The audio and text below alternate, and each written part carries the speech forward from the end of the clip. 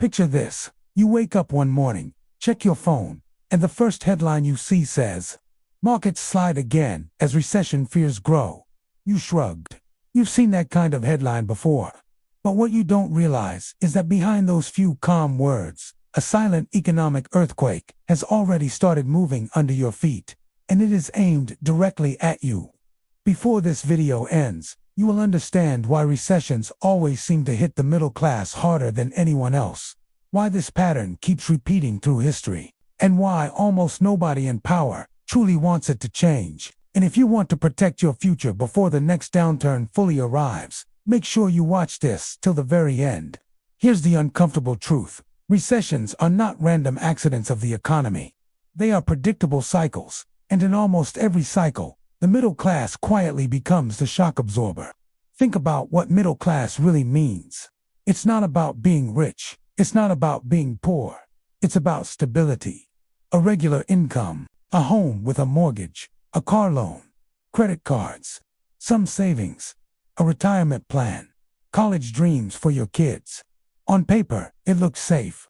In reality, it's the most fragile position in the entire economic system. The wealthy have assets that grow even in crises. The poor often qualify for government support, subsidies, and emergency programs. But the middle class, they stand right in the middle of the financial battlefield, fully exposed. When a recession begins, companies don't immediately shut down. They start by cutting costs. They freeze hiring. Then they reduce overtime. Then they start layoffs. Who are the first to feel this? The salaried employees, the office workers, the skilled professionals, the people who thought their jobs were secure.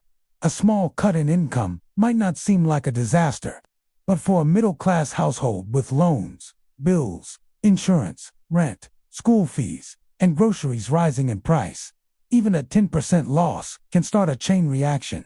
Credit cards get used more. Savings slowly disappear. Stress rises. And suddenly, the life that once felt stable starts to feel like it's balancing on a thin wire. Now here's the part nobody explains clearly. Recessions don't just reduce income. They attack assets. And the biggest asset of the middle class is usually their home. When interest rates rise to fight inflation, mortgage payments go up. At the same time, housing prices often fall. That means many families owe more on their home than it's actually worth. This is called being underwater. It traps people. They can't sell easily. They can't refinance easily. And they can't breathe financially. In past recessions, millions of middle-class families lost their homes. Not because they were irresponsible, but because the system turned against them at the worst possible moment. Meanwhile, what happens to the wealthy during the same recession? They wait, they hold cash, and when prices crash, they buy. They buy real estate. They buy stocks. They buy entire companies. They buy the same assets the middle class is being forced to sell. So wealth quietly transfers upward. It looks like an accident. It feels like bad luck. But the pattern is too consistent to ignore. Every major recession leaves the wealthy richer and the middle class weaker. And this is where the story becomes even more uncomfortable. Inflation and recessions together create what feels like an invisible tax on your life. Prices rise. Wages stagnate. Your purchasing power shrinks. You are paying more for less, while your savings quietly lose value every year. So even if you don't lose your job, your lifestyle still gets smaller. Less travel, less dining out, less saving, more stress. Now, imagine this happening year after year. This is how the middle class slowly erodes. Without a dramatic headline saying the middle class is disappearing. It just fades.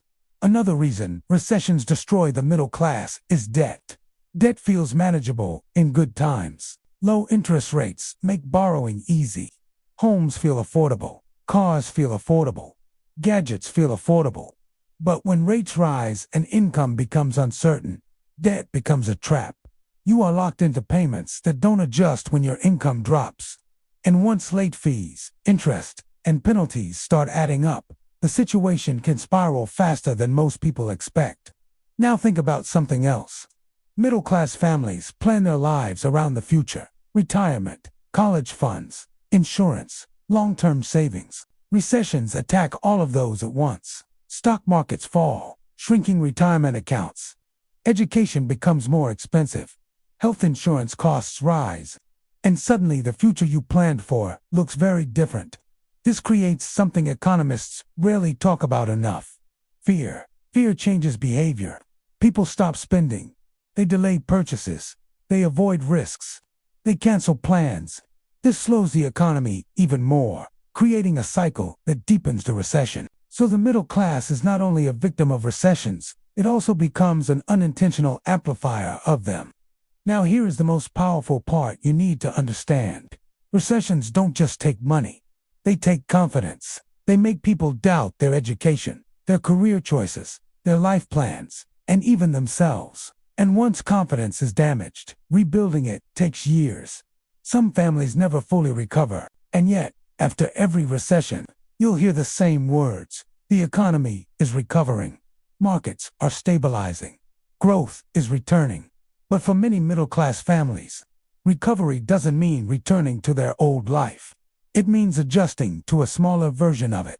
Smaller homes, fewer savings, later retirement, more debt. Now pause and think about this. If recessions repeatedly shrink the middle class, and wealth keeps concentrating at the top, what kind of economy are we slowly creating? An economy where fewer people can afford homes. An economy where more people live paycheck to paycheck. An economy where financial stress becomes normal. This isn't just about money. It's about quality of life. It's about whether people feel safe, hopeful, and confident about their future. And the hardest truth is this. Most systems are not designed to protect the middle class. They are designed to protect financial stability at the top first. That's why bailouts happen quickly for big institutions, while relief for everyday people often comes late, slowly, and with conditions. So when people say, recessions hurt everyone, what they usually mean is, everyone feels it, but not everyone pays the same price. The middle class pays the highest price, because they are the engine of the economy, but not the priority of it. And here's why this matters right now. Economic warning signs are appearing again. Rising living costs, high interest rates, job market uncertainty, global financial tension. These are the same ingredients we've seen before every major downturn. History doesn't repeat itself perfectly, but it does rhyme. Which means the next recession won't be a surprise.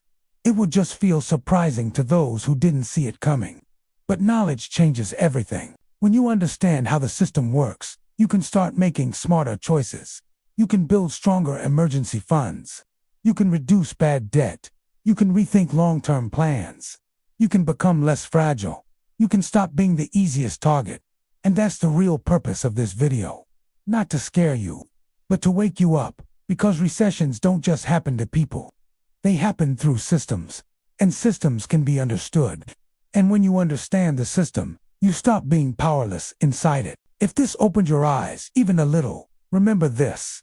Your financial future is shaped more by what you know than by what you earn. And if you want to keep learning how money, recessions, and hidden economic systems really work, make sure you visit the channel for the next video, because what you don't know can quietly cost you everything.